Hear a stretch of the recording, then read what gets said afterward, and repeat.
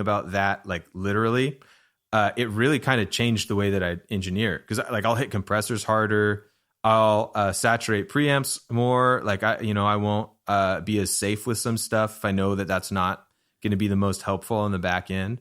Like when a mic's coming into a preamp, like if you've got like a cool API or a Neve available, you really only have like one shot to hit it hard. Like hitting it clean and safe isn't always better if that's not what's going to be like the most helpful for the end product. Yeah. I love it. Yeah. You're getting your source right so that it sounds the way you want it already at the mix stage. Right. Totally. Like you're saying, like you have the mix in mind while you're putting up those mics. So at this point, is it like intuitive? Like you just remember where to place things, or are you still like going out there with your ears and kind of finding those sweet spots? A lot of it's intuitive. I mean, like with Scary Pockets, there's some of the stuff that's sort of like a no-brainer. I've mic'd a lot of bass amps and stuff, but generally I end up using the DIs. Just like I love the sound of a mic'd bass amp, but unless it's isolated, like it's just hard to get everything to sound right, and also to get that sort of like punchy tight thing with a mic. Like I mean, maybe some people can do it. I just haven't figured it out. I keep on trying. Like I keep on putting mics up. I just end up muting it, The same thing like with Whirly DI. Like sometimes I'll use an amp, but a lot of the time like I'll use a DI, and then if I want to add, like almost always add saturation, because DIs just like are kind of like weird. It's too clean. Sterile, it's too clean. Like even if they're like an old kind of dirty one, it's still too clean. So like I always end up adding saturation, or like I'd love to be at a point where I was set up where I could reamp really quick, but most of the time I just I pick. Do you ever use like amp plugins to saturate? Like I don't know. Like I recently got this Plugin Alliance, the SVT thing they were giving away for free, and that I was like, holy shit! Oh yeah, that thing turned my bass massive. Like, I actually, is it the SVT Classic? Something like that. Yeah, I think I have the UA version of that. I use that all the time. That's really helpful for bass DI. Like sometimes it's not the right sound because it can kind of take out some of the detail a little bit, but man, it depends on what you're going for. Right. Yeah. But that thumpy woolly thing that it does is just the best. It's so good. Exactly. Yeah. I was like, it worked perfectly on my like violin kind of bass, and it was terrible on my Music Man, like active bass. I was like, okay, off. Never use this again for this. Completely. It depends on the tone, But you have a very distinctive snare drum sound. I feel like there's like this kind of like, I don't know. I guess it's like some sort of compressed ribbon overhead kind of snare sound. Like how do you get those snare sounds? Oh man, there's a lot of ways. So just walk us through one typical one. Don't give us all the ways. Yeah. Okay. So really, like the first thing is getting the snare to sound awesome. Like that's like with a lot of the Scary Pockets kind of normal drummers, like I most of my conversations before we start recording like have to do with snare drum and like whether it's working for the arrangement and stuff. Like I mean really, because snares have a weird way, and kicks like have a weird way of shaping like all of the rest of the sounds. I don't understand what's going on there. Maybe it's just like I'm not the first person to like say that, but it's really true. It's just this weird thing. So the first thing is I must try be the to amplitude of the transients. Sure, yeah, totally. So I personally like snares with a lot of like bottom to them, and so there's a couple things. It sort of depends on if there's a lot of hi-hat bleed or not. That kind of can change my course of action like pretty drastically. If there's a lot of hi-hat bleed, there's almost always a gate doing something. Like it's not always a hard gate that's like turning it all the way off, but just something to kind of minimize the hi-hat. Because what's gonna happen is that snare is gonna get compressed to hell and back. And you can't be doing that with the hi-hat bleed. So yeah, like a lot of times like a snare will get a boost around like 200, kind of down where the thumpy stuff is, and then I'll run that into a compressor, and then sometimes compressors, like depending on how you have the attack and release set, can kind of smooth that out. And then I'll boost it again down there to kind of get some of the like unnatural like sort of forward thump out of it. And then that's kind of, I feel like I've got a really good like idea of what's going on with how to do that. And then after that, like you can't just have all that thump down there. You kind of have to get the top in as well. And I'll do that in a few different ways, and it just kind of depends on the song. Like I almost always put out a snare bottom mic and I mute it a lot of the time. But what it's kind of useful, the reason I put it out is when you're doing 4 songs in a day and you don't know what the snare sound is going to be, sometimes it can get you out of a bind. Right. And so like sometimes what I'll do is I'll just mix enough of that in to give it a little bit of sizzle. That you know, it isn't the hi-hat transient as well. And then, you know, sometimes I'll use the overhead to do that, to get the air. I think that's normally the best sound. I prefer that sound the most, like when I can sort of get that with the overhead. And a lot of times I'll do a mono overhead for like Scary Pocket stuff. And I place it a little farther away from the hi-hat. I'm actually using it more as a kit mic than like a cymbal mic, because most of the stuff with the cymbals and that sort of thing will come up with compression. So I don't need... Yeah, they're too loud anyways. Yeah, totally. Like I don't need a ton of that. Yeah, and then, you know, sometimes I can get the top end out of the close mic as well. It just sort of depends. Yeah. Do you have like a go-to EQ for that kind of like punchy boost in like the 200 area? Or is it just like anything? I think I should probably be more systematized than I am. You don't have to be. Yeah, I use the Fab filter a lot. Like that gets used on a lot of stuff. And honestly, it's just because like it's so flexible and you can kind of use it a lot of different ways. The one thing that it doesn't do is it doesn't like saturate much, where there's other EQs that kind of will. Like I'll grab a Pultec sometimes, like like I like the UA ones, like the MEQ5 for the mid-range one for like snare. But sometimes I'll stack that with the classic MA whatever the one is with just the top and bottom. And what I'll do is on the MA5 I'll just boost 200 if that works, and then I'll take the other one and boost like 8K, or like use a Pultec Pro or something like that has both of those controls on there.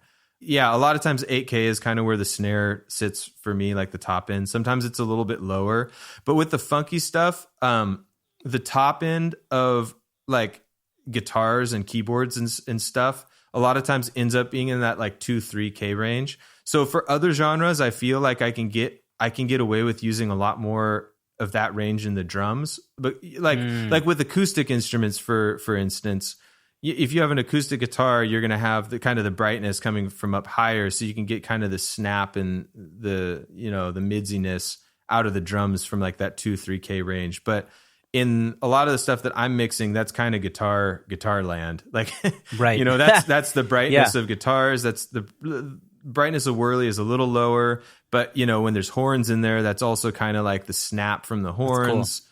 You know, so I end up kind of maybe taking a little bit of that out. And then like Fab Filter ends up on there almost all the time, because normally there's a goofy thing happening just above that sort of like bassy, like there's a midsy thing happening. Right, like the 400, 500 honk. Yeah, like that. Sometimes it's a little lower, and just taking that out can really clear it up and allow you to get that snare so it's like very present and in your face feeling. The other thing that I'll do is sometimes I do some parallel processing stuff. So if there's like a lot of bleed, but like the gate sounds weird and I can't get it to like sit right, a lot of times I'll copy the track and I'll gate one and I won't gate the other. And then on the super gated one, sometimes I'll like distort the crap out of the snare, just, you know, like to give it some sizzle and some crunch and stuff like that. And then, yeah, I mean, a lot of the stuff afterwards kind of happens on the drum bus level, which, I mean, that's another one where I have like probably 4 or 5 things that I kind of rotate through depending on what I'm feeling. A lot of times it gets like the Studer A800 thing. Sometimes I'll use like the Goodhertz wow on there, not doing any, just using it as a saturator. So like turning the wow off, because that can be weird with a bunch of bleed, because it'll get like some phasing and flanging stuff going For sure. on. But yeah, people love those Goodhart stuff. Yeah. Oh man, it's really good. It's they're different. They're super different. They're like colored, but they're all fun. They just kind of work. Like they're not they're not. I don't know exactly how to say it. They're not like clean plugins, which makes them great. I got the Vulf compressor on Black Friday finally, and I realized it was like adding a lot of noise to my mixes when it was like, engaged. I had to like mute those, I had to like automate those tracks down when when they weren't being played. You can the intro with the acoustic guitar, like what's that sound? Oh, right. Yeah, dude, like, the noise button on that. You got to click the noise button. So it turns it all off. It's great. Or like pull the slider way down. If you go to advanced mode, that's where all the fun stuff lives. There you go. Yeah. There you go. Thanks for the tip. Yeah, it's great. I love that plug. It's awesome. It doesn't it sounds so specific, but it's really useful. Right. It's a tone. Yeah, totally. Yeah. Well, so actually I want to ask you a bit about bass because I love, I'm a bass player as I mentioned, but I love the way the bass is always cut through in your mixes. Do you have like an approach for low end? Because they're always popping out. You know what I mean? Oh yeah. Thanks, man. So I spend a lot of time on that too. Okay, all of the online tutorials and stuff talk about getting the kick and the bass relationship right and like getting that low end relationship right. And all of it's on the money. I always feel like I'm a bad engineer because I can never quite figure out what that means. Like I kind of know it when I feel it, but I have to I kind of have to experiment a bunch. There's a lot of music that I hear the bass is kind of living in the sub frequencies, which is awesome. I really love that. But I think the stuff that you're talking about and the sound that you're talking about, the bass lives more in like that 100 to 200 range. Right. And then there's, some growl and attack coming from higher than that. And that's a little hard to talk about. Like what 1.5K can be useful, but sometimes it's not. 500 can be useful. Sometimes it's not. Like 700 can be useful. Sometimes it's not. Yeah, totally. But I really find that like the fundamentals, like in that like 100, 200, that's sort of the important part for getting the notes to come across well. For the punchier bass stuff. Yeah, totally.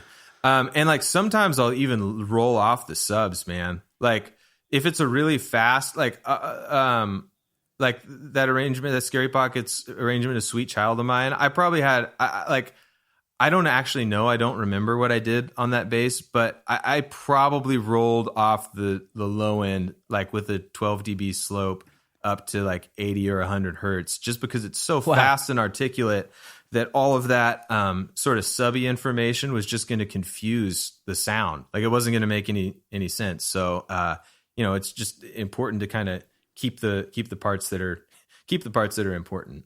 And then the other thing I'd say with that is like, getting the kick right, honestly, can just make a bass sound work. So if you can get the transient of the kick to just like poke through the bass and then go away, like when you're doing the kind of more punchy like bass and drum stuff, like with that sort of deal, I really love like long big kicks and things like that. But that's not what I'm talking about right here. To get that like sort of tight bass kick sound, keeping the kick short can really help make the bass sing.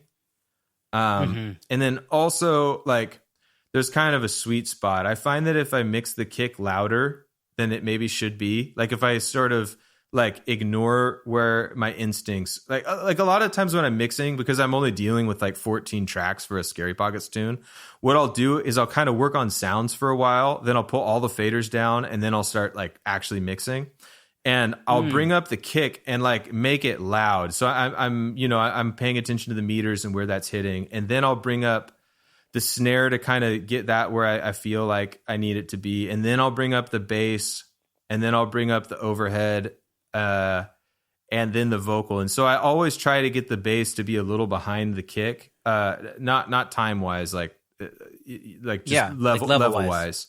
And a lot of the time, like once it gets through all of your like compression and your master bus and all of that stuff, it's just going to be nice and glued together that way. And really, I think I think the other thing about the bass is I try to clean up those areas from other instruments as well. Like I don't love for funky stuff. Like you don't need guitars that have a lot of like 100 in them. Like it's not rock music. Like they're not like big bass guitars.